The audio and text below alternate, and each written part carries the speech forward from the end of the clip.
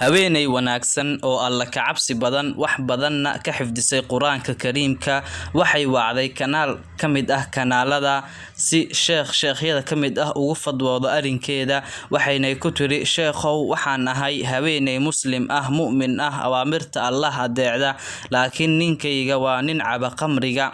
wuxuuna imaadaa guriga habeenbarkii habeenada kamid ah wuxuu ii soo galay guriga wuxuuna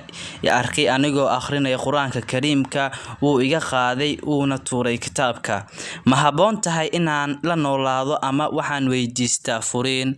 sheekhi ayaa weydiiyay ma waxaad u haysaa caruur qoysna ma leedahay yaasa kula nool guriga ninkaaga qof aan ahayn waxay ku jawaabtay ها waxaan dhalay 3 caruur ah qoysna waan leeyahay laakiin waxay ku nool yihiin gobol aad uga fog anigu caasimada ayaan joogaa qof kalena ilama noola ilaa ninkayga ma ahane sababtoo ah wiilashaydu waa caruur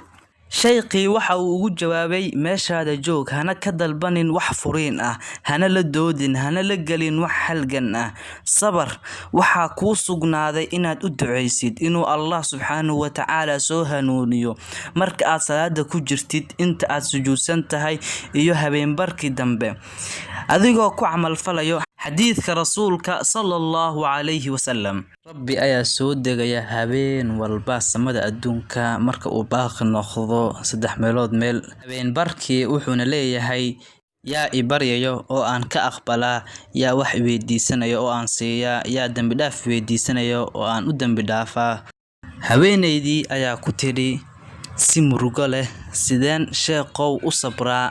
sideena igu fatwootay sida sheekhi ayaa ku jawaabay si degan waxaan ku xasuusinayaa hadalkii nabiga sallallahu alayhi wasallam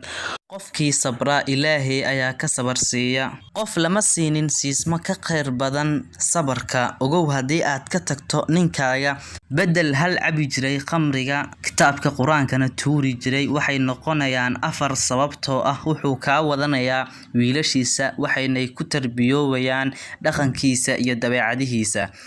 hal ma noqdo orodka iyo inaad guriga ka tagto sabar ogow sabarka inuu u yahay wiilashaada buundo ay soo mari doonaan wadada badbaadada iyo liibaanta haduu alla idmo haweeneydii waxay ku qanacday hadalkii sheekha waxayna bilowday akhrinta quraanka iyo maalintii inay soomto habeenkiina ay salaatul leyl u kacdo aynay ugu duceyso ninkeeda hanuun waxayna ka dalbatay wiilasheeda yaryar inay u duceeyaan aabahooda inta lagu jiro salaada iyo salaada kadib وقال ربكم ادعوني أستجب لكم إن الذين يستكبرون عن عبادتي سيدخلون جهنم داخرين وحسنت خير كدب waxaa dhacday isla sheekhi in lagu soo dhaweeyo kanaal kale waxaana soo wacday haweeneydii waxayna ku tiri assalaamu calaykum yaa sheekh anigu waa haweeneydii ku soo wacday sanad ka hor waxaan kaaga sheekeeyay ninkaygii cabi jiray khamriga sheekhi wuxuu ku yiri ha wallahi waan ku xasuustaa ii bishaaree xaaladaada waa sidee waxay ku dhahday haweeneydii ayadoo ooynaysa ooyin farxadeed wallahi ninkayga waa ninka hadda fura albaabka masaajidka salaada subax salaadaha wuu tukiyaa dadka